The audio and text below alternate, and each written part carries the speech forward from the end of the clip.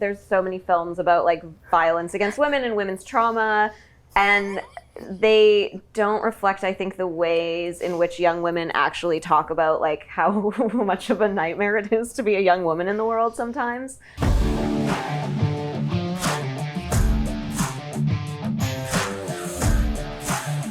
It was very early on that I thought of Rachel for the role. I had seen her stand up a really long time ago, in probably like 2016, so when you were 2. Yeah. Yeah. Or Your stuff was so raw then too. It was really fresh and new. You were finding your voice, but it was Diaper there. don't fit so good. Diaper full of poopy.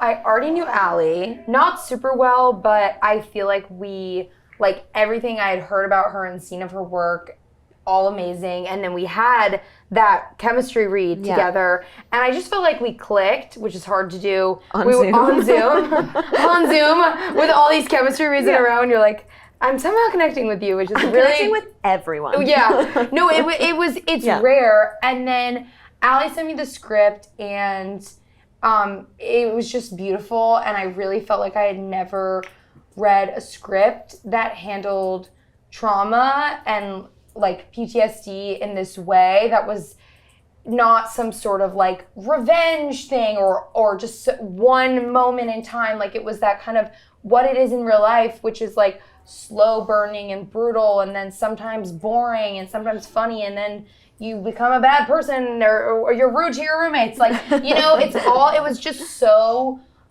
nuanced and real, and I related to the material and I connected with it. The vision she has for this movie is so clear, and I was just like lucky to be a part of telling the story. No, I think we got very lucky with when you did the film.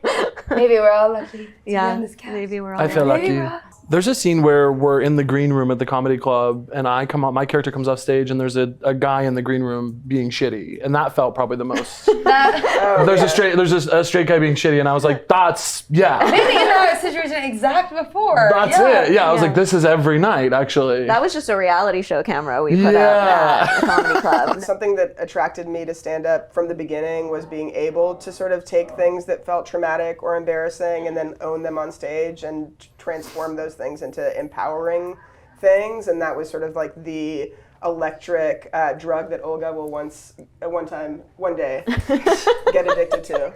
Dealing with trauma in a way that leads to some sort of ownership of your own story. There's so many films about like violence against women and women's trauma, and they don't reflect, I think, the ways in which young women actually talk about like how much of a nightmare it is to be a young woman in the world sometimes. And I was like, you develop a sense of gallows humor about it, and I didn't really see that in culture, in pop culture, and I wanted to kind of honor that process that I think women and queer people have together, and sort of the reality and the way that we talk to each other about things. I think also stand-ups are people who are like desperate to like say something. I don't know why I'm laughing. No, stand-ups are desperate. True. It is funny. Desperate and descendant. Desperate. Thank you. This was a great interview.